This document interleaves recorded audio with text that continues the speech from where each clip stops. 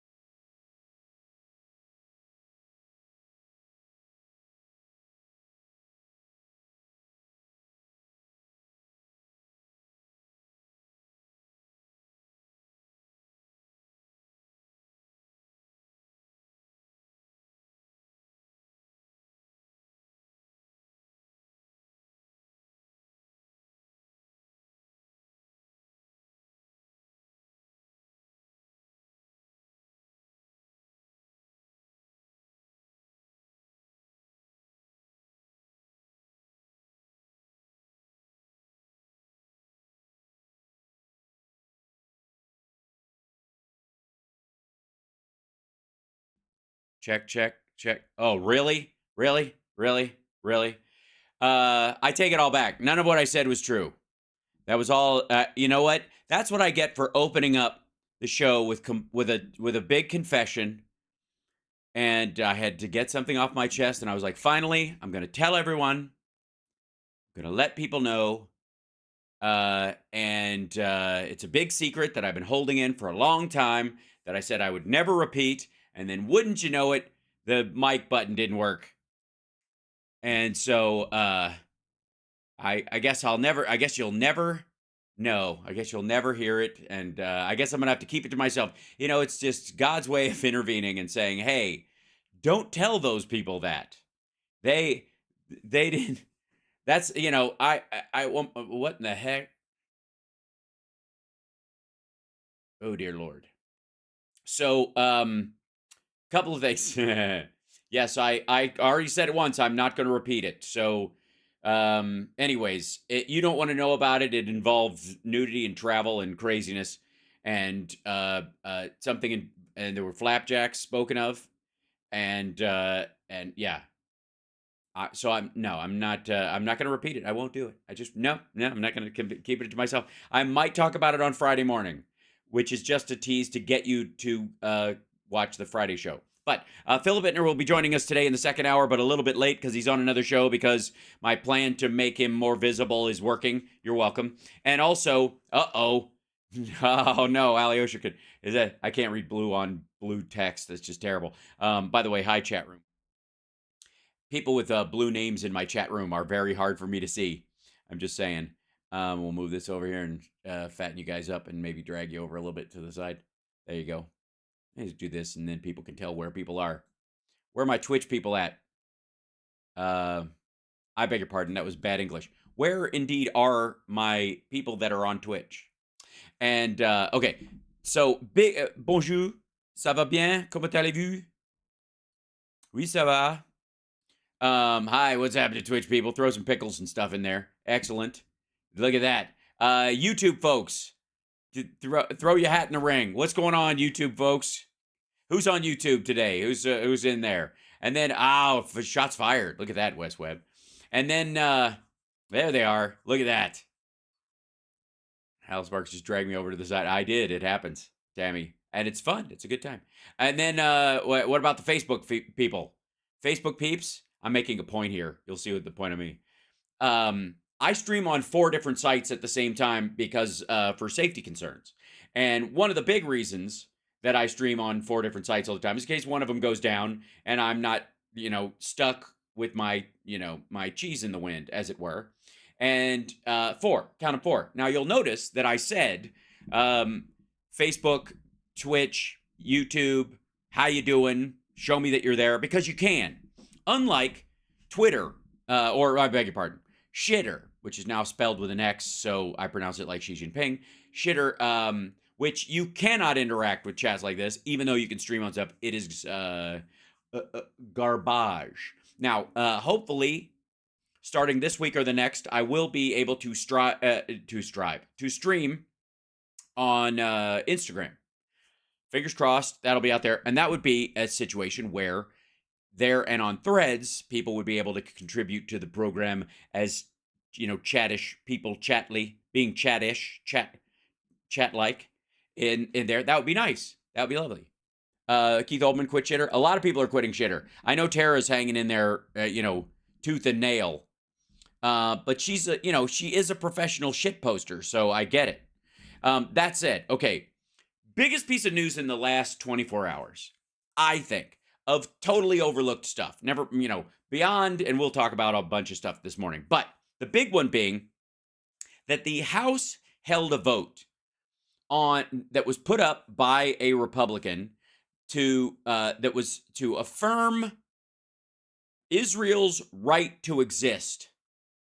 That was what it was for. It was one of these non-binding resolutions, but we affirm that Israel has a right to exist. And they believed that in doing so, they would force the squad to embarrass the Democrats, essentially, and get them to vote nuh-uh, right? That was the plan. One Democrat, Rashida Tlaib, voted present. She did not vote no, but she voted present. Whatever. There was, however, one vote no. There is one person who voted no, and that was Republican asshat and Captain Dickweed, Representative Thomas Massey of the curious state of South Carolina. Now, I don't know this ongoing video because this has been sitting here. It would have to go all the way back to the thing or whatever. But yeah, yeah, their little plan to out Democrats as anti-Israel stooges, I suppose, backfired a bit in that the only person who voted against Israel's right to exist was Thomas Massey. And if it was a Senate vote, he might have. I think he's trying to defend it as kind of a libertarian, like we're wasting our time on these votes, and that's better. Oh, sorry, did I say South Carolina? Sorry, Kentucky. They swapped those yesterday. That was the point I was going to make. Also, I'll show you. See if I can find the video of it. But they said Senator Kennedy was the senator from Kentucky yesterday on. I want to say it was on Fox News or Daily Wire, one of their videos. Anyways, flip-flop those myself in the story of it. But yeah, so Massey voted no. He's a Republican, and he voted against Israel's right to exist. Fairly hilarious. Now, also,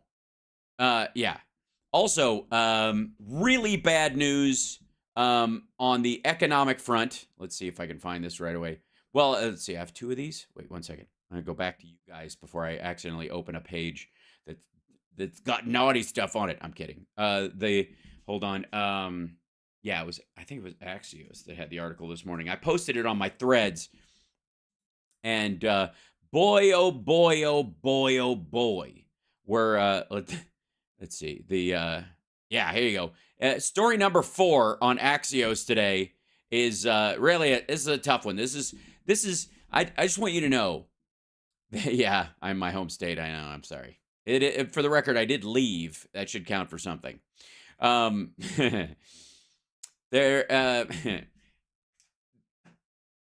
to look for the silver lining, folks, on a lot of different things. You really do. You have to look at things and go, you know what? It could be worse. And out there amongst, hey, Mark, out there amongst the, the difficulties, the pain, the fact that the earth is on fire, the whole world is on fire right now. And it was so peaceful in the middle of COVID. And now it's so much better it's so much worse, sorry, with all the noise. Freudian slip. That you're like, there's got to be some ray of sunshine out there. There's got to be something that I can hang my hat on, something that I can feel is a positive thing. And I would say that thing is that Maria Bartiromo looks like she's not getting any sleep for a reason. Because her job at Fox Business, besides somehow being the secretary in charge of attacking Dominion and then getting away with it, because she did more attacks on Dominion than any other Fox News host, but kept her job when other people got kicked in the shitter. And meanwhile, this story keeps just shivving the Republicans at every fucking turn. And the idea that she and Larry Kudlow are both just literally walked into their offices and went, fuck, for the last 5 days is just a beautiful, beautiful thing. They did that, by the way, when the original numbers came out. Let's get into the numbers a little bit, shall we, folks? Because this one's the part that's really going to fuck with Republicans. Okay, fresh data released Wednesday shows U.S. economic growth in the third quarter was even better than previously thought. Ladies and gentlemen, thank you. By the way, this is also, I would like to remind you, there are parallel tracks going on here in our country. One of them is unions just got better deals. People have seen a wage increase, that kind of thing. So this is happening at the same time. Businesses are doing better. At the same time, workers are doing better. At the same time, wages are increasing and retail sales are up. And it's all happening at the same time. And there used to be a thought in Wall Street that you couldn't have all of those at once. It was kind of like the old thing, fast, cheap, and good. You can only have two at a time, right? I always used to hear that from the guy that printed headshots when you needed headshots back in the day. Oy. Summer and I just cleaned out one of our storage spaces yesterday and consolidated some stuff. And in there was a bunch of my old headshots. Yes, we will have show and tell very, very soon. But in there, looking at there, it had the printers. He had his little stamp on the back of it. The guy who made them, this lovely guy who, by the way, used to cut me a fucking deal when I had no money. And he's like, yeah, just pay me. I didn't have to give him a deposit. He's like, pay me when I'm done with him, because he knew I was good for it. He was just like, if I take half your money, you won't have gas money. It was really nice. Old Jewish printer in Beverly Hills at this corner in this little place. It's actually a block from the Saban Theater. I could go over and the next time we do a Saban Theater show or I'm in LA, I will take a picture of me pointing at where the shop was. It's no longer there. He was old then and he's retired now. Lovely, lovely person. But he was like, hey, I can get these done for you. But, and I was always in a rush because I was, terrible at planning things. Fast, cheap, and good. You can have them cheap and you can have them good, but it'll take a while. You can have them good and you can have them fast, but it won't be cheap, right? And you can, of course, have them cheap and good. Cheap and fast, but it won't be good. Right, whatever. Anyways. Oh, am I being cut off at the top? I'll be all right. It's what happens when I lean in. Hold on. Where's this? Yeah. I'll just drag me up. There we go. So, needless to say, that this data kind of falls into that category. So here we are. Gross domestic here we go. So it was even better than previously thought. Gross domestic product increased at a 5.2% annualized rate, the Commerce Department said. By the way, this is, with all the dear God inflation, also we must raise interest rates and people are never going to borrow money again because nothing is worth 5%. Why it matters. The data from July to September period is the latest indicator pointing to a booming economy that continues to defy gloomy warnings of a slowdown. Now, for the record, you are correct. You have not heard any gloomy warnings of a slowdown here, because a slowdown after something like a fucking pandemic makes no goddamn sense because it was a full-on shutdown. And there is no slowdown after a shutdown except a balancing out to the mean. So anyways, yeah. Let's go Joe Biden. Yet another reason to vote for that motherfucker. Good for him. Lovely person. Period. End of story. Now, by the numbers, the revision is a slight upgrade from the 4.9% annualized growth initially estimated. The data will be revised again in December, probably up. The Q3 figure shows the economy recorded the fastest growth in nearly 2 years. In the prior quarter, GDP increased 2.1%. Between the lines, of course, this is people preparing for the holiday season, which everybody said was going to be terrible, and in the news, everybody was talking about it being terrible, and everybody behind the scenes in retail was preparing for a ginormous Black Friday and travel season, which is exactly what fucking happened. There's a huge difference. There's a huge disconnect between what the Maria Bartiromo and the Larry Kudlows of the world and the Glenn Becks and all these motherfuckers who have gigantic investment portfolios, by the way, are multimillionaires. What they do in private versus what the shit they talk on screen is wholly different. Now, we've got 1,000 people in the chat already. By the way, hit like while you're in there. It helps boost us up so other people see that we're on. It's like your way of sticking a little, one of those little cocktail flags in the show. Helps a bunch of them, makes us stand out. It really does. So hit that like right there, and you don't have to Venmo yet. You can. But it'd be nice because I got a lot of travel ahead of me, and it'd be nice to be able to, get there on time and do a show. Anyways, so all right. It also shows upgrade to state and local government spending imports, which act as a drag on GDP figures. Were also revised lower. Imports, which act as a drag on the GDP figure, were also revised lower. There we go. Sorry. So we're buying fewer things from overseas. We're making more things here, especially chips, which have started to ratchet up. And by this time next year, it's going to be absurd. Okay, now the intrigue. The release also includes the first estimate of an alternate measure of economic growth, gross domestic income. Now, what is that to say, Hal? Well, it sums up all the income across the economy. By that measure, growth increased rapidly compared to the second quarter. In Q3, GDI increased 1.5%, a full percentage point above the prior quarter's reading. The bottom line, economic growth is expected to slow from Q3's torrid pace. Filth, just filth and muck and filth. Still, the data shows that the U.S. economy remained solid, in spite of the Fed raising rates. And remember, also for the record, if I'm not like folks, what was according to Donald Trump, what was oil supposed to be at right about now per barrel?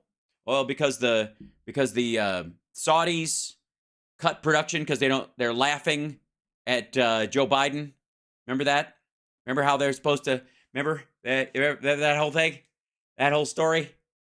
Remember, it was going to be, like, I think it's, 200, probably 250, maybe 300. Like, every time he talks about it, it's more. Ladies and gentlemen, I present to you the current, this is with almost a $2 billion, listen to me, 2 million barrel a day drop. No, Andrea, tomorrow. So here we go. There we go. Boink. There you go, ladies and gentlemen. Donald Trump was right about everything. That's what we hear, right? That's the whole thing. Yes, oil's $1 million per barrel. Yeah, there it is. $77.59. It's up $1 today, and it's been down, and it really hit the shitter earlier, because this is just the day trading. Look at that. It just like, fuck this. And then it bounced back to something because there was some piece of news. Here's the week. Here's the month. Here's the year. Here's the 5-year. And even the fucking spike. Look, and by the way, yes, you're not crazy. The line between these is oddly shorter. In the 0 to 50 is way bigger than 50 to 100. Yeah, it's adorable. This is it's pretty much demand is going down, so the price is staying right where it is. Here's 2019. It dropped to $19 a barrel. Here's 2020. This is when it took a giant shit, and it went this U.S. and this is, by the way, U.S. oil never dropped below 16. Here's the let's look at the overalls, shall we? Russia takes control of Iraq's biggest oil discovery for 20 years. Oh, that's nice. Future of fossil fuels by COP28, blah, blah, blah. Let's see. There should be a price in it. Don't allow. There we go. WTI crude, Brent crude, Murban crude, natural gas. Let's go to the WTI crude. That's basically what we were looking at, I think, a second ago. January contract. This is the based on expectations. $77.60. They differ by a penny. There you go. And you're not wrong. You are not wrong. That is a lot less than $200 a barrel. Oh yeah. Should we? I mean, I don't even know who we would even ask. Who's an expert about this kind of thing? Jamie, put that thing up on the screen about how oil is actually $300 a barrel. Jamie, put that thing up put up that article I was reading about how oil is actually already $300 because people at Ultimate Fighting Championship cheered Donald Trump, and therefore that means oil prices are way higher than we think they are. Also, Jamie, put that part up that shows that even though red states have lower gas prices because they put less taxes on gas because they're more pro-fossil fuel, and blue states are the ones with the high gas prices because people are willing to pay more. Put the thing up about how red states actually subsidize blue states by paying less taxes. Fuck, I dreamt that whole thing. Never mind, you're not going to be able to find that, but keep looking. So, yeah, there you go. So this is, that's a good time. So on top of that, let's go to, that's the thing. Massey. This is another one that is going to make. All right, this one's shot up the bow for the Pyle Kalinsky and all the assholes over at Freaking Points, and the Young Turks are going to fucking hate this one. Woo! They're going to hate this story. Good Lord. There we go. 1 second. This guy right here. 813,000 student loan borrowers are now getting emails that their loans are wiped out following Biden's recent reforms. Biden is sending emails to 813,000 student loan borrowers who got their loans wiped out in August. It's a result of account adjustments to ensure all borrowers' payments are accounted for. This email comes just months after borrowers resumed federal payments after the pandemic pause. Check your email because thousands of student loan borrowers are starting to receive emails from Biden after their balances had been reduced to zero. Fuck that guy, am I right? Fuck that Joe Biden guy who didn't run on this, but is still doing it. fuck Joe Biden for doing what Bernie Sanders would have never been able to get done. Just saying. Hold on. I gotta move this over. There we go. Yeah, just saying. Yeah. Yeah, they're gonna hate that shit. On Tuesday, the White House announced that about 813,000 borrowers who had their accounts adjusted in August will start to receive an email from the president congratulating them on their loans being forgiven due to the Education Department's one-time account adjustment to evaluate which borrowers have met the qualifying payment threshold on their repayment plan. A White House official said that the ongoing relief borrowers are seeing comes on the heels of many borrowers not getting proper credit towards payments made on income-driven repayment plans, which are intended to give borrowers payments based on their income with the promise of forgiveness after 20 or 25 years. Congratulations, your student loan has been forgiven because of actions my administration took to make sure you receive the relief you earned and deserve. And this is the fantastic part. The relief you earned and deserve. Very distinctly different language than what you would hear from a Trump email about this. For far too long, student loan program failed to live up to its commitments, and millions like you never got the relief you were owed because of errors and administrative failures. I vowed to fix that, and I'm proud that my administration has delivered on that promise. Ooh, child. 813,000 student loan borrowers. That's right. Who should have, by the way, who could have gotten this email during the Trump administration. This shit could have been handled. It just wasn't, because he gives a fuck and Trump doesn't. And these namby-pamby half-assers who are like, I don't know, I'm not sure about this Biden fella. If he's going to be the president, I'm not sure I'm going to vote for him. Well, good. Vote for the guy who's actually been classified as a racist, who would allow Israel to carpet bomb Gaza without any restrictions whatsoever, who believes that in giving them the Golan Heights, the next step was to let them seize the West Bank, which is exactly what Trump and Stephen Miller and Bannon and all those fuckers planned. But just kid yourself that somehow Trump has a magic healthcare plan to replace Obamacare. And so all the people who are alive now or are getting medication or can afford medical treatment because of Obamacare, those people would just be magically unfucked immediately after he crashes the goddamn thing, because he's going to replace it with something spectacular. Like, how dizzyingly fucking stupid and mean do you have to be? Because let me be abundantly clear. The hyper lefties that are shitting all over Biden right now aren't just misguided fools. They're assholes with a cruel streak. Just for the record. They're basically an adjunct of Fox News. Let's be abundantly clear. Now, meanwhile, also, a lot of these folks are siding with Hamas, or there was you've seen footage of city council meetings where people are refusing to condemn Hamas, which is just fucking gross. Which, again, if you don't condemn what Hamas did, then I don't want to hear you talking about Hiroshima or Nagasaki. I don't want to hear you about Operation Desert Storm or any of that shit. Because if you believe that rape and the slaughter of children is a reasonable response to an attack, then after Pearl Harbor, it's just a matter of scale, I guess. Is that the problem? You think it was a proportionality problem? Also, insofar as we know, not a single sexual assault from an IDF soldier once they got into Palestinian territories, nor is there any to be expected at all.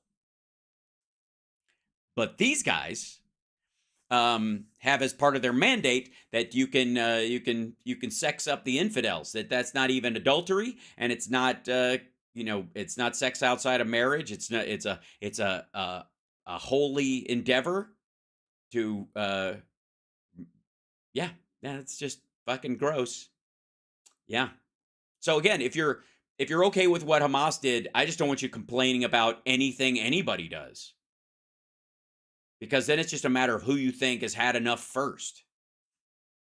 That's all that boils down to. It's not about how humans should be treated person to person. It's not any of that stuff. Liberals, progressive in 2030 doesn't mean being aware.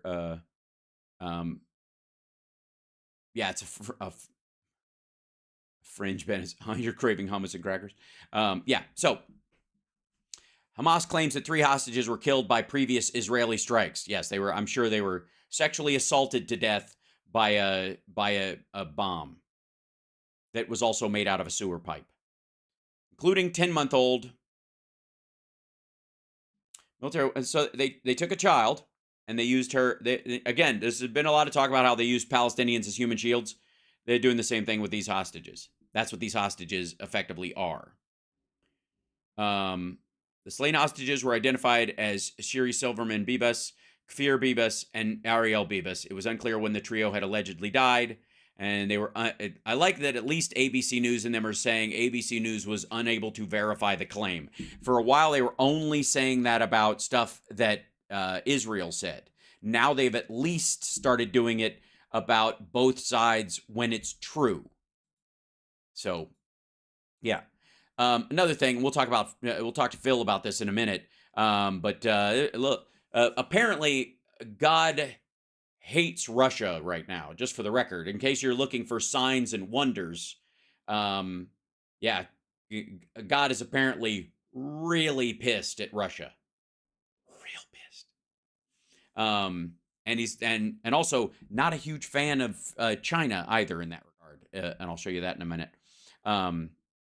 Hold on, because I had a previous thing opened and there we go. If I open it at the wrong time, hold on, right? It will show stuff that will get me kicked off the internet. Let's see this guy. And by the way, hi, wave hi to your, oops, hold on. Right on cue, Bannon Navarro on the utter failure of Bidenomics. Right, Jesus Christ. See, is that what I tell you? What I tell you, man? Like, that's what they're gonna like. This is the worst economy ever. You know, I was at a giant football game yesterday where the stands were packed, and the people around me couldn't stop talking about how they dunked $500 on Taylor Swift tickets per person, and I was like, man, this economy is fucked. There's a woman on Twitter right now that was crying because at the end of their paycheck, they only had $200-300 left over, and she believes she's living paycheck to paycheck. Now, she's a nurse. My mom was a nurse. I very distinctly, when I was a kid, remember my mom saying, "You're going to nickel and dime me to death," when I was little, because she had, I very distinctly remember that my mom saying, "I don't have any money," and I was like 8, and I looked in her purse, and she had $7. And that was it. There was no savings, and when I was a kid, it was like, I was a little boy. So I was like, you have $7. That's a lot of money to a little kid. And she was like, no, that's all we have. That's it. That's all of it. And so she was right. Let's see. Hold on. Yeah, the Trump tax cuts are expiring or have expired. Right. Hold on. I'm trying to find one thing to show you guys that's not too awful to show on camera. It's difficult sometimes with a lot of this stuff.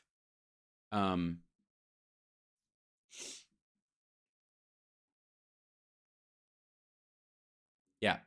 Real quick, I'll show you this, and then we'll. And by the way, good morning to everybody. Hi. This is. There you go. Hold on. This is the footage. This is. These are Russians. They are. If you look at, they're the older dudes sitting around a little table. They've got some preserved food they've gotten from somewhere. They're drinking soda. They've got a salami, it looks like there. Some Pringles, a jar of vegetables or whatever, like, I don't know, God knows, like pickled artichoke hearts or something like that. Mostly stuff that they've kind of snatched up. Let's hang our nose. From a company of 86 people, 7 of us are left. That's what he's saying. 7. These guys are basically eating the last of the provisions because of the 86 guys in their unit. And this is near Kherson. This is on the, on the other side of the Dnipro. These guys are the last 7 of an 86-man unit to be alive. Everybody else in their unit fucking dead. And those guys, I got to say, they're older looking dudes, so more than likely they survived only because they had the kind of the mind to like bug the fuck out. Yeah, not good. Yes, their Thanksgiving dinner. Yeah.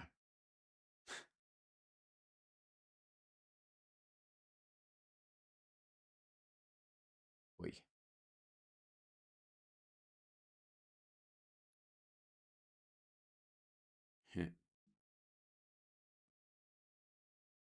One second. There, yeah, like there's so much of this.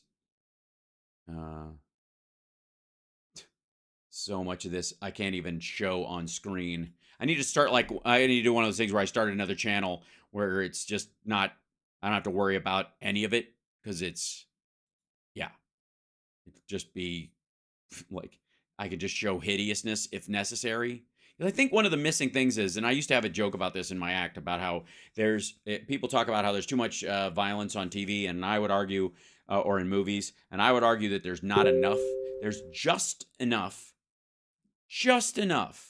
to make it look sexy and make it look relatively harmless. Just enough. And that's the problem. Cheers, Central Scrutinizer. Oh shit, be okay. Hope you're okay. Cheers, see you later. So the problem with real violence is that it's always ugly and always awful. And the problem that you run into is that people talk about this in terms of like, violent crime or people, who should, what the parole and pardon structure should be like, because you hear these stories or you watch true crime stories and there's a lot of music, there's a lot of guy walking around in a house, there's a lot of after the crime scene where you're seeing stains and the aftermath, but you're not really experiencing what the victims went through. And so these people kind of shrug it off, which is sad. You can't take that part seriously. You look at a guy in a cage for what he did, and there's a tendency to kind of go, well, he seems harmless, because you never, and it's one of the things like I forget who was the first comedian I saw do some similar bit about this, is that like showing a naked breast on television is against the rules, but if the woman's being assaulted, it's okay.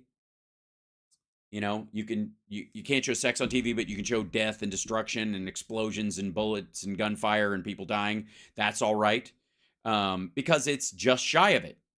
You know what I mean? There's no what would effectively be a money shot. But even too much affection is verboten. Yeah. So, oh, by the way, speaking of real costs, real human costs, and again, we'll talk about this with Phil when he comes in here. This is the current casualty number of Russians. You'll recall 2 weeks ago, it had just hit 300. They're more than a quarter of the way to 400 now. 327. Good Lord. So, the idea that this is just going to kind of, just 6 of one, half dozen of another. And, like we've even gotten used to the idea of talking about, Ukraine, Gaza, all these other things. Let's also show you this. Hold on one second.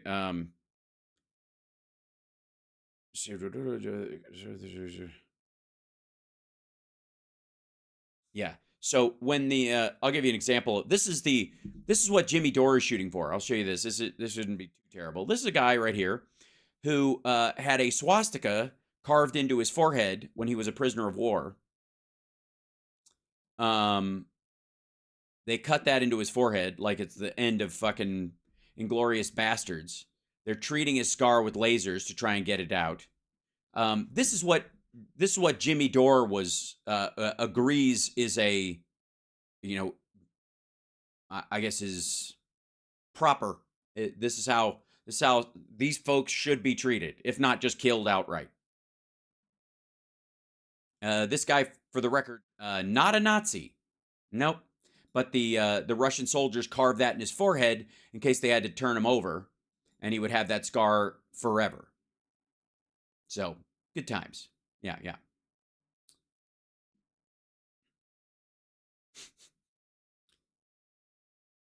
And let's see when okay, all right.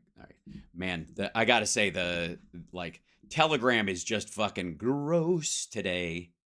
I have so many stories that I want to save for Phil when he gets here too, as well. But let's see. Jimmy Dore's getting more conspiracy riddled, more stupid with every passing day. Yeah, some people can't handle their weed.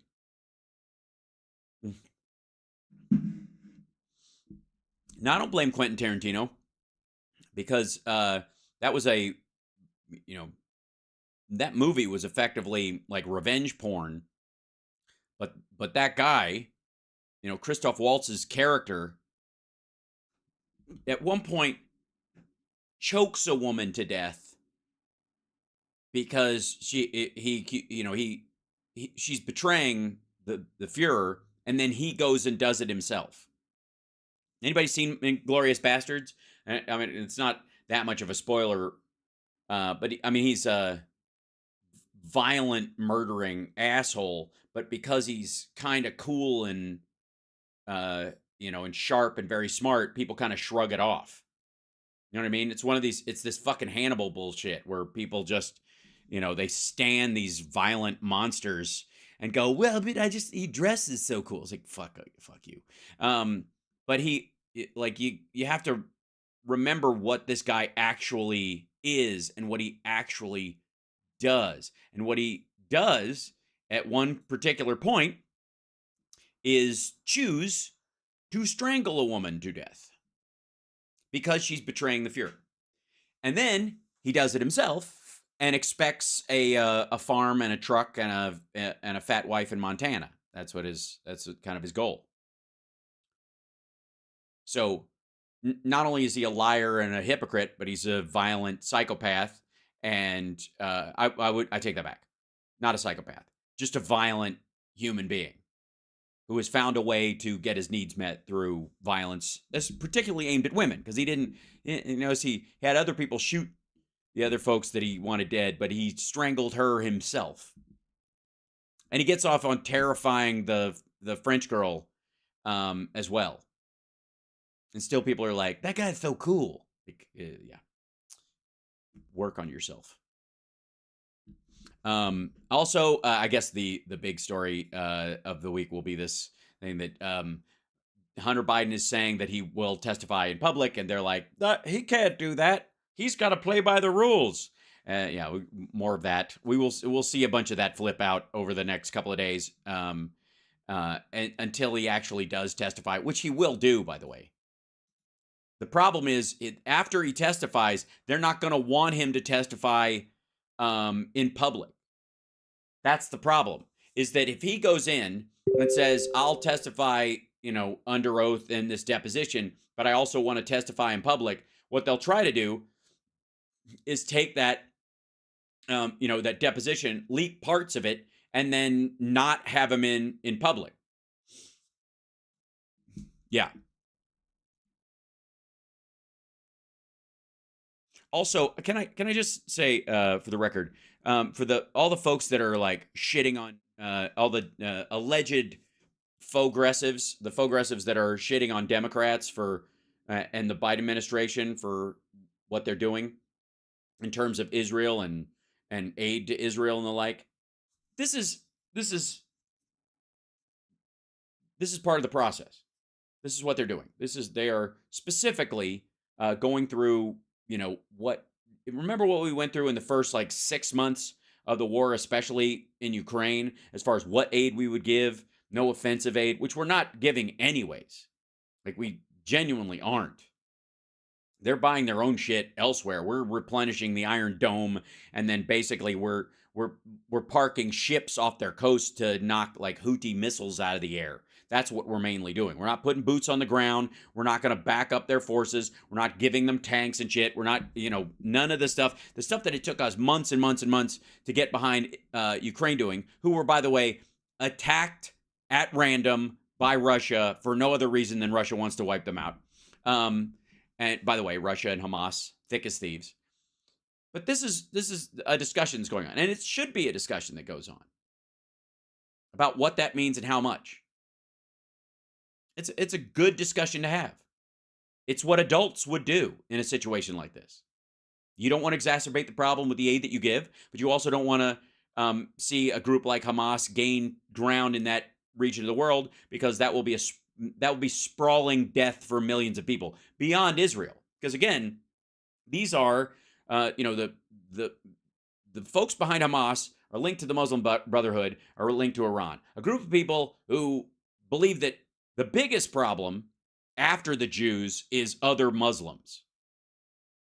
They'll get to the rest of us eventually, but they're next on the list is anybody even associated with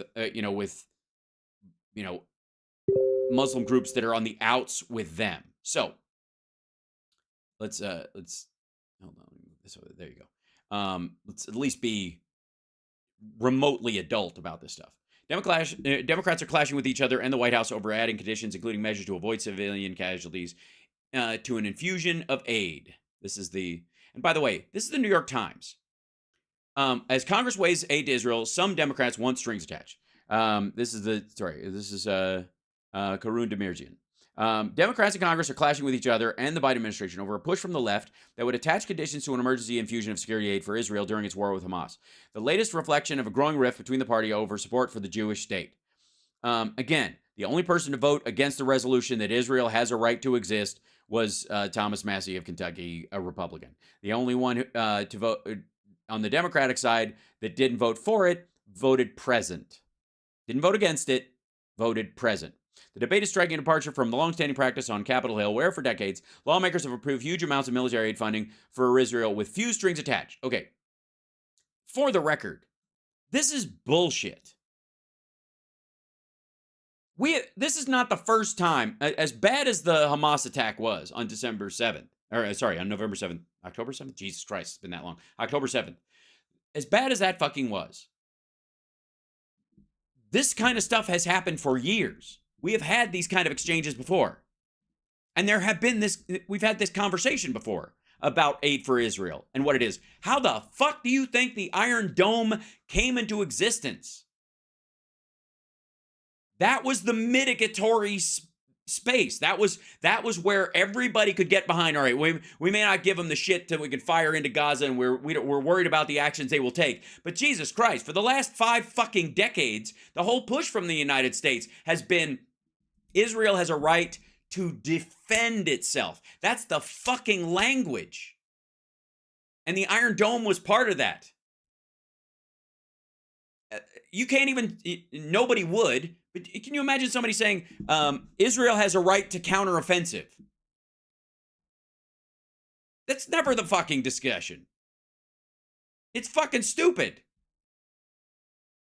And the huge amounts of military funding for Israel with few strings attached are that they're all defensive. In large part. Good Lord.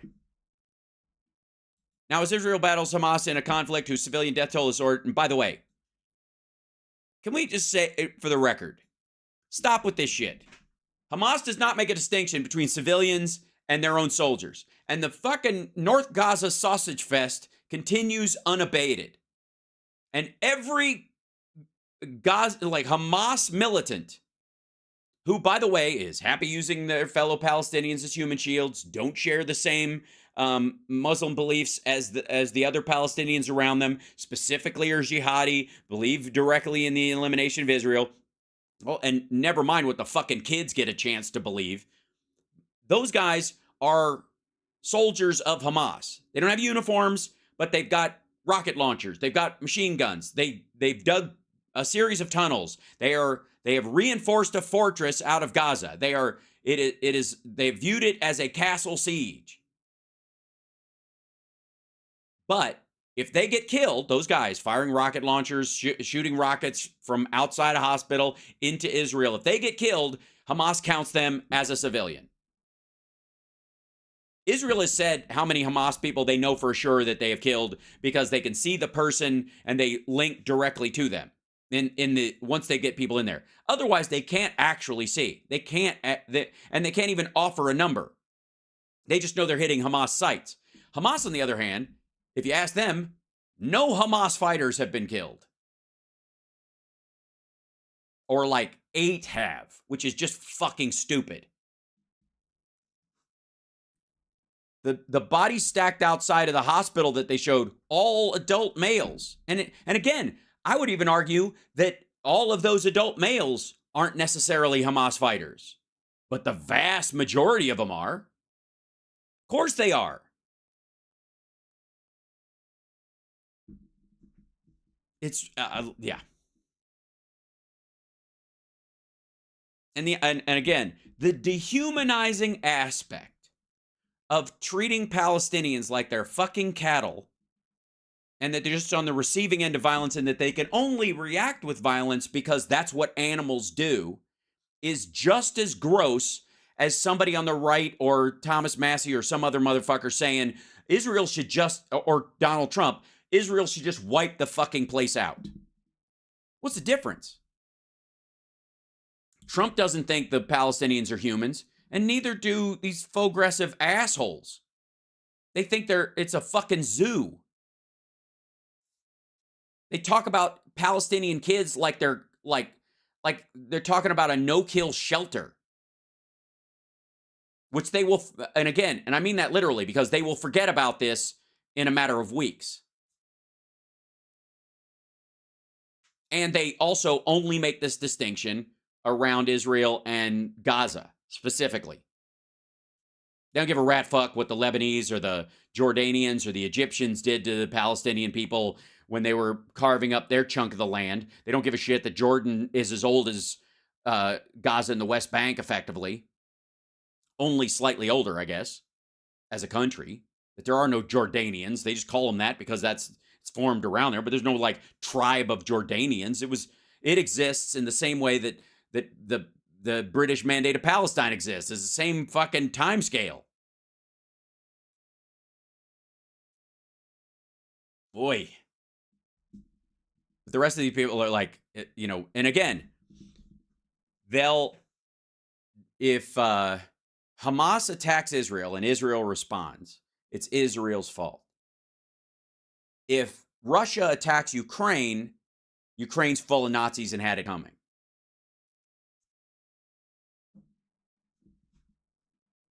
And what's the difference between the Ukrainians, besides their president and a couple others, I suppose, and Israelis? Besides the fact that 20% of Israelis are Arab. Besides the fact that there are a shit ton of Christians there. That they all have the same rights. It's the perception that Israel is a Jewish state. And therefore, if you hate them for doing something the Russians are doing, in your perception, then it's not the behavior you hate. it's the people. Because they'll fucking sign off on Putin doing it to a Jewish leader in Ukraine. Yeah. And this is also a big part of this. Like the disagreements among Democrats simmered behind closed doors on Capitol Hill and at the White House on Tuesday. At the White House, Jake Sullivan, the National Security Advisor, huddled with roughly 20 Democratic senators who have raised concern about how Israel might use U.S. assistance on the battlefield. Later, at a private party lunch at the Capitol, several of the same Democrats argued to their colleagues that any aid package should increase humanitarian assistance to Gaza and ensure that Israel do more to avoid civilian casualties. Now, the U.S. already provides an outsized amount of aid to the Gazans, always has. And the UN stamps their fucking, the UN RWA or whatever it is on the bags and says, look at all we're doing. We fund a shit ton of that stuff. Always have. Again, this is why it's mitigatory. And that said, our dear friend Philip Bittner is waiting in the wings. I see him there. I'm going to bring him in just 1 second. And in the moment while I'm bringing him in, if I may, ladies and gentlemen, I'd like to remind you to like, subscribe, give a thumbs up, and support the show. Let people know we're here. And if you feel like supporting the show by becoming a patron, patreon.com/AlSparks, of course. And there's that little Venmo thing over there in the corner that if you use Venmo, you can just kind of buy me a cup of coffee or Christmas present or whatever you want. Or I suppose you can pay 1 penny to give me the finger too if you want to do that using I guess it would work. That said, ladies and gentlemen, if I may, let me bring in here Philip Bittner. There he is. Hold on 1 second. I'm going to shrink you down. Looking right up my nostril. There you go. That's right. I'll move you over. Don't worry. I got you. There we go. Much better. How are you, my friend? There we go. Yeah. I'm okay. I'm all right. Yeah. All things considered. So I have been biting my tongue waiting for you to show up because there's so many stories that are happening right now. Not the least of which is that huge, quote, storm of the century that has washed away the Crimean bridge barriers. And we thought the Kerch Bridge, the biggest fear was, Ukrainian drones. But in the meantime, ooh, buddy, this business here. Hold on 1 second. Let me slide you over and so I gotta. And do you remember all the satellite imagery from about 2 or 3 months ago? Yeah. Showing like all the earthworks and the trench lines that the Russians had built along the shoreline in Ukraine because they were afraid of an amphibious assault. Those are all gone. They're all gone. Yep. Away. All the trenches along the beaches, all that stuff totally washed away. And God help them, anybody fucking in them. Yep. Because these are soldiers, they can't leave. And we've seen this many, many times. Russia does not give a rat's ass about these folks. It's horrifying. Anyways, I'm glad you're here. I'm glad you're well and safe. I guess the Ukrainians shot down another group of Shahed drones that were headed for Kiev in the last 24 hours. Because Putin bought himself a distraction in the Middle East by basically saying to Iran, if you can't sell us a bunch of shit, can you start some shit elsewhere? And we'll just, while people are distracted, we're going to open up a new can of whoop ass, which they have completely failed to do. And then we and the administration and the State Department deftly have created a ceasefire. Yes. So threw a monkey wrench in the whole fucking thing. That's right. Genocide Joe and his stupid ceasefire have fucked up the whole thing. Today is, I think, the last day. There's a 1-day extension, and they're doing it piece by piece. The Ukrainians, have rejected previous ceasefire ideas from the Russians because it's a chance to reload. The Israelis are similarly nervous that this is, because let me tell you what Hamas is doing right now during this ceasefire, besides pretending they have more people, is planting IEDs fucking everywhere. Yeah. And that was, the big concern was that Russia needed a month to like re-gear up and refill their ammo belts, and they didn't get it. And that's one of the reasons why they're losing. One of the reasons why Russia is in such bad shape is that there was not some sort of ceasefire early on or midway through, like they had called for, and other people on their behalf had called for multiple times. Which is why when we hear all these pro-Kremlin talking point idiots talking about how, Boris Johnson came down and forced them to. No, man. Boris Johnson came down and showed them satellite imagery because they're a member of the Five Eyes. Came down and said the Russians aren't sincere about their treaty, or their peace, their ceasefire. They're moving their armor. Yeah. they're situating themselves for another go at Odessa. That's right. It was apparently, and we don't know this for a fact, but the scuttlebutt is that Johnson flew here with physical, because this was so sensitive and so security sensitive, that he physically came down, sat with Zelensky, and said they are not sincere in saying that they want a ceasefire. They are using this as a way to reorganize. Biden called them as well about this. That was part of that overlap. And it was Odessa. It was Odessa. They wanted that they were reorganizing for another go at Odessa. Yeah. Here's the interesting thing.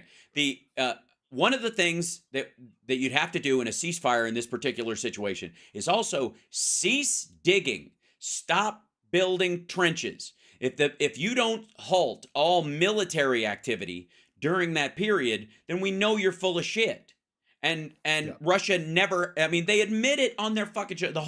Obviously the biggest problem with their whole plan of the phony ceasefire was the fact that they were bringing people on fucking Solovyev's show and all that shit. And they were saying out loud, this is a ceasefire would give us a chance. It was Odessa. Again, I hate to harp on it, but it was Odessa. They desperately wanted Odessa. Of course they wanted the capital, but I think they recognized pretty early on that was an impossibility. Right. And also the other thing that was mentioned to me, and somebody made this point to me in a conversation I had with them, is also, by the way, look at the timeline of when Boris Johnson rocked up here. What had happened a week before Johnson rocked up here? Right. It's a half rhetorical question because I'm going to tell the answer. The answer is the liberation of Bucha. Right. A week before Johnson shows up, the Ukrainians recover Bucha. And what do they find in Bucha? One of the worst war crimes that's been committed on the European continent since the Second World War, or Srebrenica. Right. You think Kiev was in any mood to be in a negotiation with the idea that he talked them out of something is just fucking cartoonish. Right. Oh, I'm so glad we're not on the radio. Fuck you. No, fuck off. Fuck off with that shit. Yeah. One, he shows up with satellite imagery saying they're going to go for Odessa. And everybody in this country knows exactly what Odessa means to the Russians. Right. And why it is so vital for them. Odessa was one of the biggest military objectives of the Russians for so many different reasons. But it was clear that they were reorganizing for an armored strike against Odessa. And secondly, they just gone into town in Bucha, not 70 kilometers from where I sit right now, and found men, women, and children who had died under the most brutal, disgusting, I shudder at what they found in Bucha. I've been up to Bucha. I've spoken to survivors of Bucha. You think Kiev was in any mood to negotiate with Moscow a week after the liberation of Bucha? You're living in cloud cuckoo land. You're living in a world where Kiev has no agency. You're living in a world where Ukraine is just this toy to be passed between empires. That's what pisses me off about the tankies so much, is this constant dismissal of Ukrainian agency. They will whine and moan about, the West is going to fight the war in Ukraine until the last Ukrainian is dead. Right. Boo hoo. They're not the only ones who do it, because so does fucking that's language MTG the left uses. does that too. Right. Yep, all the Both. time. Yep. It's all over the place. It's all Yep. over the place. And it removes agency from the Ukrainians. The Ukrainians know who their enemies are. The Ukrainians know what kind of sacrifice they're making better than anybody. I don't know a Ukrainian who hasn't lost somebody or who doesn't know somebody who's lost somebody. Right. We're getting to the point where not one single civilian, not one single Ukrainian has not been deeply touched by this war. Right. And and the condescension of these people coming and saying, "Oh, the West doesn't care about Ukraine and they're just fighting to the last Ukrainian." Totally dismissive of what the Ukrainians want. Well, I mean, it's an insult. Does that go part and parcel to this idea that, like, this sort of conspiratorial gut reflex that the CIA is behind everything, everything's a conspiracy, the United States is the only powerful force in the entire world, and that if the U.S. just bugged out, everything would just kind of settle into this kind of sweet, just remove lambs would lie with lions. America, Right. Muscle top, baby. Yeah, everything would be fine if the Americans were just taken out of the equation. Oh, and by extension, the Brits. Yeah. You know, if you could just take out that Anglo-American alliance, the world would just be it would be sunshines and rainbows, and butterflies. Right. I mean, it's a simplistic view of the world. Right. That is at the same time insulting as it is a more insidious version of American exceptionalism. Yeah. Well, and it's this idea of American exceptionalism that grants America a disproportionate amount of power on the globe than it really actually has. Right. It's this fantasy of America being the indispensable country because it's behind everything. It's the CIA that's behind everything. It's the American capitalist system or the American empire. It's behind everything. You know, it's the same idea of America being, this despotic power on the globe. It's a clone of it, only it's like the dark side clone of it, where America is, like you take away America and everything's fine. Yeah. Right. Yeah, it's that one thing, like, if there's no distinction, if the United States is a puppet of the Illuminati, then it's not our fault in the first place. So you got to make the United States the Illuminati, otherwise you can't assign blame. It's the same problem Republicans have when they talk about Joe Biden and they're like, he's not in control, but he's evil. Well, you can't be in control, evil if you're not in control. Puppets aren't evil. The person with their fucking hand up their ass is, dummy. So you can't at the same time. That guy with the Alzheimer's who's controlling everything. I mean, it's terrifying. Evil Alzheimer's, right? It's so fucking weird that you can't make that case. And like this, it's simplistic, right? It's so simplistic. It's so easy. It's and it's made by Americans. And I'm sorry, I'm going to be a little bit insulting to my compatriots here, and I don't mean to be. I love my country. I'm a great patriot, and I love my fellow Americans. But so many Americans don't travel outside of the United States to understand that it's not all, it ain't about you. All be all. Right. It ain't about you. Sorry. This is kind of something we share with the Russians, by the way. Yeah. The Russians are convinced that like everybody's out to get them. Right. Sometimes what's more the irony is we apparently are convinced that we're out to get everybody, even though the entire country is against it and it pulls the other direction and we elect our own leaders. Somehow magically there's got to be somebody behind the scenes that's making us do all this awful. And by the way, if I may, one of the best ways you can tell that these people that we're talking about, both right to left in this discussion, are completely and belligerently and stunningly full of shit, is what I brought up recently about Sudan and Darfur and the civil wars in Nigeria and other places. Because on the right, this idea that somehow, being pro-life and caring every child and every life is precious and all this kind of shit, except when it ain't, doesn't apply to any of these motherfuckers. They can support Vladimir Putin as a hero, and Donald Trump can call him a brilliant man right out of central casting, even though he sends Wagner guys down to slit open the bellies of Somali women to control entire villages. That's fine. We'll just look the other way. And on the far left side of things or whatever,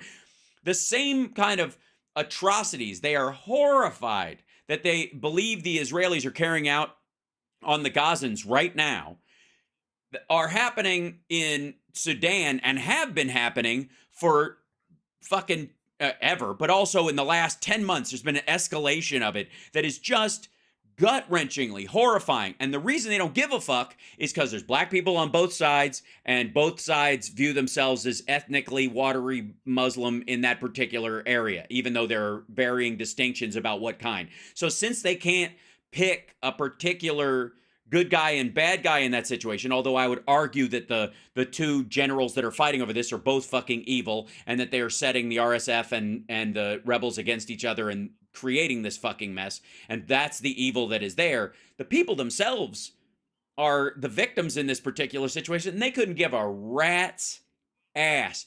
The body count in Sudan alone dwarfs the entire fight between Israel and Gaza and Israel and the Palestinians over the last 60 fucking years in the last 6 months. And they don't give a fuck. And they don't give a fuck because they can't score points siding with one side or the other. There are no pro-South Sudanese marches going on in the streets of London or Chicago or fucking New York right now. It just don't happen. Yeah. And so there's no political, there's no, hey, I'm going to get on a rant in a minute myself. It's so myopic, this perspective. And this is why I'm so pissed off about the MTGs of the world and these provincial idiots. Mm-hmm. And I'm a Michigander as much as a Californian, as much as a Londoner. I got lots of hats that I can wear, but I got my friends in Michigan who are, who will regurgitate this kind of thing, because they've never been farther than 150 miles away from Saginaw, right. And so when they get a guy telling them, like MTG, who I don't want to use her as the only example, there are tons of others, who use this idea of like, look what happened to what the Chinese did to us with COVID. As if we were the only ones that suffered through. I went through COVID in London. Right. I remember what COVID was like in London. I mean, like, we know what was, well, we don't know, but we know, a fraction, a percentage of what was happening in China itself, or in Russia, or it was a global pandemic. But these people are so provincial that everything has to be seen through an American prism, that they really do think that it was a Chinese attack on, or the narrative that they spew, because I don't know if they really are this stupid, but right. The idea that like COVID was created as this kind of attack on America, because everything is America. Everything that happens on the globe is America, and it's again this sense of American exceptionalism, which, as somebody who has traveled the world for a huge chunk of his life, we're not the center of gravity, folks. I know that's hard to swallow. I know it's really difficult to envision, but we aren't the end all be all. We are a massively powerful country, and I'm glad that we are. I love my country. I'm mm-hmm. very happy that we are powerful, and that our place on the globe is respected, value, right, and is valued, and that we have influence on the globe. And I agree with and I am willing to have a debate and an argument with somebody who says that we shouldn't be involving ourselves in this part of the world or that part of the world. These are mm-hmm. arguments and discussions that we should absolutely have. But to say that we are this the source of violence, and if we cease to exist, it would just everything would magically hit some sort of reset and everything button. Is about us. COVID was about us. Well, again, the MTGs of the world, to believe that, you have to believe the Chinese COVID numbers. You have to believe that they only lost 4,000 people. If you believe that, then it's way easier to believe they created, like RFK Jr. does, that the Jews and the Chinese created a disease that would wipe out all the other races, and then they'll get to each other in a I don't know, a fight to the death between the Chinese have agreed to give the Ashkenazis Africa because they don't want it, and the Chinese will the Han Chinese specifically will take the rest of the fucking globe. Let me show you something real quick, if I may. This is okay. So like I said, I was in China in 2019 repeatedly for months at a time. Single month. I would come in for a month and I would go home and then I would go back and we would film the entire time, and I was all over that fucking place. And everywhere I went, as we got into the fall and in the winter of 2019, there was all this spooky talk about fucking medicines running out and this weird cough and this flu that was going around and all that stuff. All that shit started as far back as I remember, like, you know, little talk about it in fucking July, August of 2019. By the winter, people will recall this. When I went home for Christmas and I did my show from my dad's house, I was saying, look, whatever's there is coming here. Get ready for it. And if you're sick, don't go out. Don't spread it around because it's fucking terrible. And it was. This is, let me show you something. China says officially 17,000 is their death count now. They've adjusted their numbers since 2020 in 3.5 fucking years, in a country that is aging faster than it's getting wealthy, that has huge numbers of rural poor. The number of people living on less than $2 a day in China is more than the entire population of the United fucking States. And let me show you something. This is a picture. This is from January. This is January. Yeah. This is not a hospital. This is inside this is the lobby of the hospital, which is again, lobby. It's a fucking gymnasium attached to the place. That they see these lines on the ground, that they have lined up these fucking gurneys. That never stopped. That never stopped since 2020. And these old people, they're all on the way out. They're all going to die. There's this big article in Bloomberg about how the biggest transfer of wealth just happened in China, in people leaving money to their kids because they all fucking died, because the death toll there is 17 to 20 million minimum in a country with allegedly over 1 billion people. Statistically speaking, the idea that you would have that small a number of people killed or injured by a disease like this, you wouldn't shut shit down. You wouldn't have COVID lockdowns like they had if that was the death toll. Get the fuck out of here. And so Marjorie Taylor Greene believes that somehow Chinese people are magically immune to this fucking disease because she believes the CCP's numbers. The irony. It's the same assholes that believe, you know, like Rashida Tlaib and others who believe Hamas's numbers when they say, you know, 11,000 civilian kids killed and half of them are kids because half of Gaza is kids, when most of the deaths, if not all of them, are happening in northern Gaza after the evacuation already started, and the bodies that they show and the people that they see in the hospital being filmed by UN people or even filmed by Gazans themselves sending stuff out to Reuters and AP and CNN and all these places, it's fucking dudes as far as the eye can see. There are no children around except boys that are runners, which again we've talked about in Afghanistan and other places as standard practice. But look at this. Look at the rows. There's a row of fucking gurneys here. There's a row of gurneys here. There's a row of gurneys here. This is a tight fucking shot of these people. None of these people are going to survive. They're already, more than likely, these folks are dead now from just when this picture was fucking taken. But they did it all so that Biden could get into office. That's right. Yeah. Yeah. And the myopic thinking is, I mean, like in comparison, of course, my expertise being in Russia is, you know, at the very beginning of the pandemic in Russia, there was a nurse who, and she gained some notoriety, and her story did get out from Russia, who was going into the provinces and going, people are dying like all over the place, and we're doing nothing. We're doing nothing to save these people. And what happened to her? Get PPE. We need to get. We don't know. Right. She was thrown into the system because she was creating, you know, whatever excuse they use, creating havoc, panic, chaos, panic, sowing panic. She was an agent of the West or whatever it was, but gone, you know. But yes, Marjorie, that was all done so that they could get your orange god out of the White House. Right. It's so frustrating for me, being somebody who travels as much as I do, that these blinder that these people put on about everything is about us. Everything's about us. By the way, we're the center of the world. And it's just like, Texas Paul says hi, Phil. Man. Yeah, I just saw him in the chat. Hey, he's got it. Paul, send me a note, man. I want to talk to you again. Let's get back. There you go. Let's try to Excellent. keep Russia on the radar. So I have a couple of questions for you about stuff that are there, that's going on there What's happening right specifically. now? Yeah, one of them being this, the Budanov's wife. Now I'm Budanov. not familiar. Sorry, Budanova. Budanova. is so in Slavic languages, Budanov add an is A? the guy. You add, well, there are different ways to do it, but yeah, basically his wife. So Budanov is the head of GUR, and GUR is the military intelligence, and he is The GUR, yeah, a badass General Ukrainian, yeah, general. whatever their words are for it, but it's basically the their intelligence service.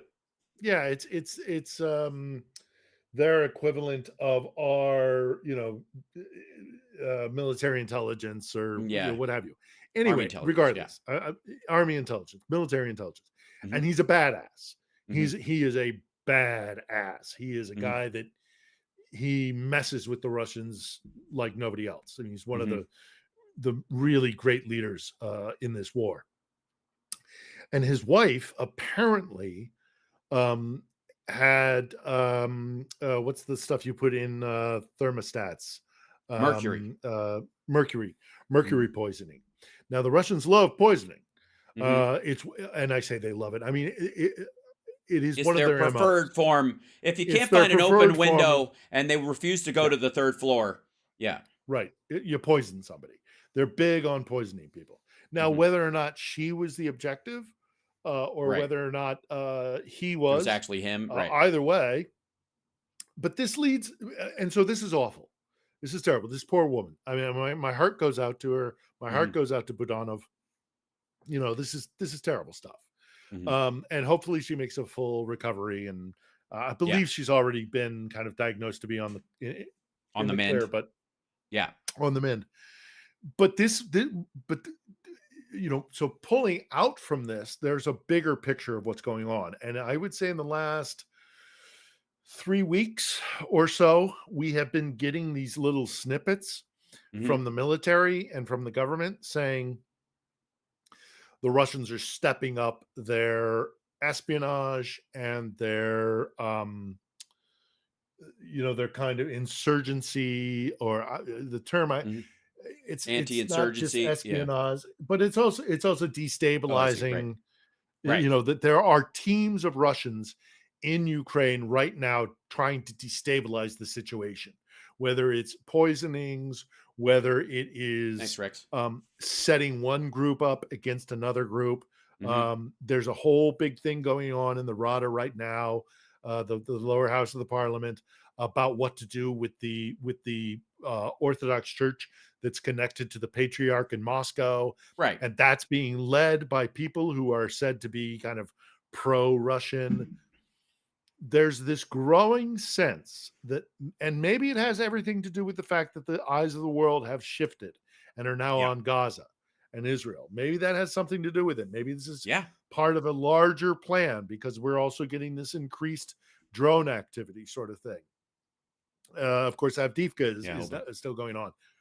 But there is this growing sense, and there are warnings from authorities here, that Russia is taking a much more aggressive kind of fifth columnist action within Ukraine, and that there are going to be things like political infighting, that they're going to try and pit Ukrainian against Ukrainian, that they're going to try and destabilize the security situation here within the civilian population. So we're looking at that in the coming months as we go into winter. Of course, the same game is going to be played. It's not going to work. The electrical grid is more synchronized with Europe now. There are better connections so that the European Union can provide energy, certainly to the western part of the country. Air defenses are better here in Kiev. We're going to get better air defenses down in Odessa. So the exact same tactics are not going to work. Not that they worked last winter, but they're definitely not going to work this winter. But what the Russians may try to do that we didn't see last year was to try and eat away at the unified, the solidarity of the Ukrainian people and the unified front. So we're watching this, and there are cells that are there was just one that was found in I want to say it was either Kharkiv or Kramatorsk, where they found like a 5-man cell of Russians who had come over with, money and all sorts of things to try and sow disharmony within Ukraine, because they recognize that the Ukrainians are so, unified against the Russians, that if they can chip away at that. So we're going to start to see more of that, I fear. That's a big thing. And I think this Budanov thing is part of it as well. The poisoning of his wife. I'm sure that there are other members of the general staff, or there might be corruption that will be, you pull some officer from some sector, ply him with money, or put pressure on his family, or they're going to start playing their nasty games that they're really, really good at. So we may not see the attack on the infrastructure that we saw last winter, but we might start to see disharmony and dysfunction. Well, they're running out of, they never run out of that ammo. You can always run out of physical ammo and missiles and all that kind of shit. For your buck. But if you can think of it as a zombie mind virus, that's what allegedly, the root of Russia's version of MK Ultra was always for, was a bioweapon you can drop someplace that makes people tear each other apart. And there's an argument that experiments with that have been ongoing by awful people forever, and that rises in mental illness are actually tracked to this. This is one of the conspiracy thoughts that keeps military intelligence agents awake at night all the fucking time across the globe, everywhere. Because again, some dummy might create this thing. Hi, I know.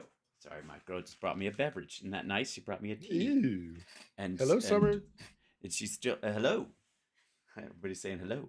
I'm not going to tell you what she could come on camera, but she's not dressed for television. I would just like to say, excuse me for a moment. We'll be back right after these messages. Priorities are priorities. Exactly. No. So, so good. Whoop. But let me real quick. The point being is that you never run out of that kind of destabilizing ammo. You can do it, especially when you do it through things like, Twitter is a shit posting site aimed at the destabilization of the entire country right now. It is effectively just kind of like this comment section on Fox News's, YouTube channel at this point. And it's meant to make people go at each other's throats. 80% of the people you're interacting with on Twitter are either not American when they say they are, or whatever country you're in that they assume. I am from UK. And as a Londoner, belief in this, as we should be helping. I sure do love my deep fried Mars bar that I am having in Glasgow. Yes, right. Alabama won a footballing game yesterday, and I'm being more excited. Blue. Go whichever color. I'm forgetting. Beat those Buckeyes. Yes, beat right. those Buckeyes. Those nasty guys. I have list of things of local phrases to being say. I love the Mrs. Arbor. Anne. Anne Arbor. She's so nice. And lovely person. Nice. I met her when I go to Michigander. Nasty Buckeyes. Yes. So meanwhile, again, you can never run out of that ammo. So there's a reason why certain countries, especially who are on the back foot in terms of who can, control them, who can fight them, who their adversary is, and especially if it's someone like the United States, they're never going to outgun us. It's just never going to fucking happen. No.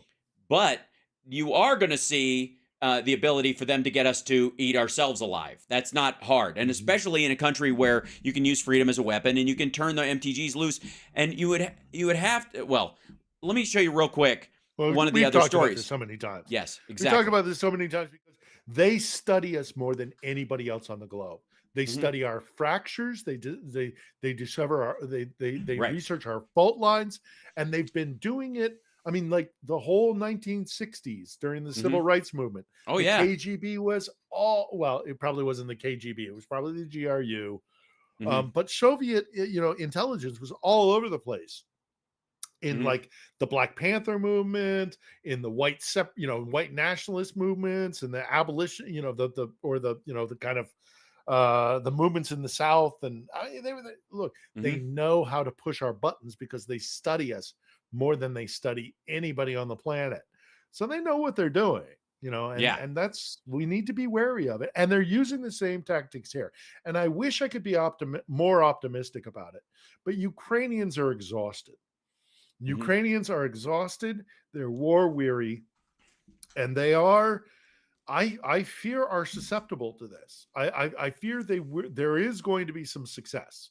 The Russians are going to find some success because Ukrainians are so exhausted of the war that they are susceptible to turning on one another. I don't think they'll succeed in any, I don't think it'll change the course of the war. Yeah, but the same thing over here. That it's going to create chaos, and the same thing in the States. Yes. Yeah. What do we got?